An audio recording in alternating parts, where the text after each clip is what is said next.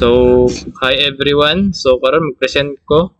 So, karon ipakita na ko sa inyo paunsa ang basic PHP scripting, variable usage ug paunsa siya mag-interact sa JavaScript. So, first part, nahimo tag folder diri sa SAMP, sulod sa htdocs, gini na tag server side lab.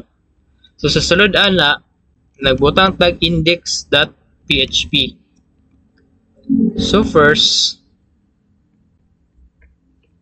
magbutang ta og code sa sulod sa itong index.php, save na to, tapos i-open nato siya sa itong browser.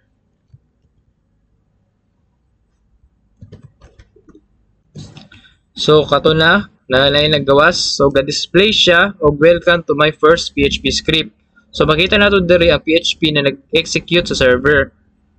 Kaya galabas ang sa browser kay plain text or HTML output lang. So next part,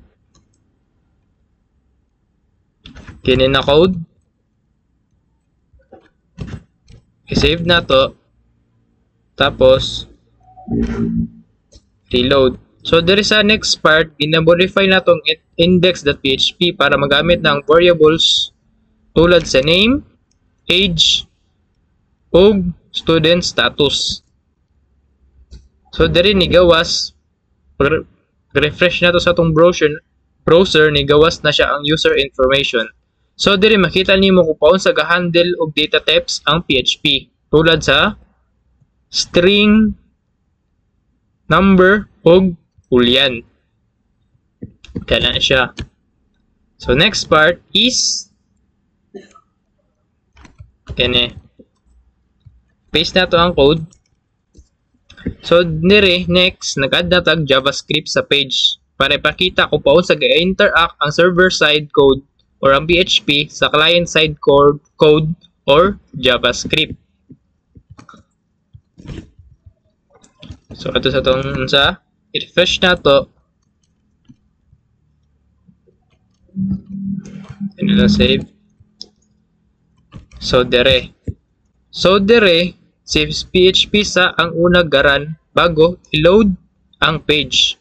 Kaya ga-echo sa siya sa message papaadto sa JavaScript. So pag run ana sa nako sa browser, nigawas ra ang this message comes from the server. So dahil ina-output na siya sa JS or JavaScript or sa atong client side code. Wala siya. So next atong question, what is the key difference between client side and server side scripting?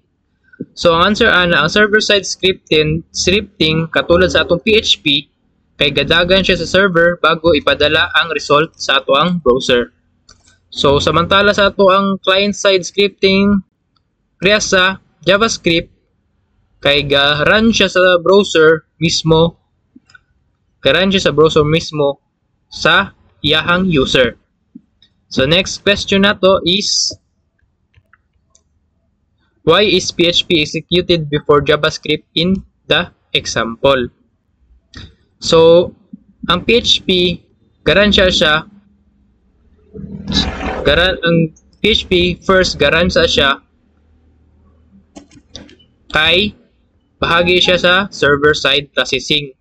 So kailangan i-generate siya ang HTML o JavaScript code bago ma-load o ma-execute sa browser. So kaya kapag unsa nalata sa atong page sa browser, final output na siya.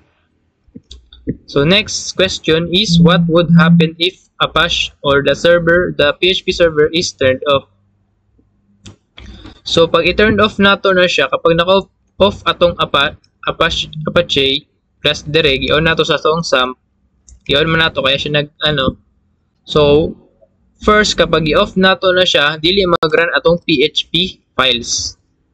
Like stop nato.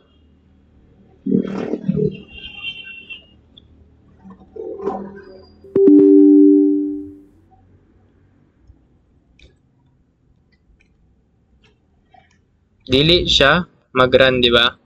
So, mag-display lang sa browser ang raw code or error message. So, error message. So, in short, kung wala tayong PHP execution,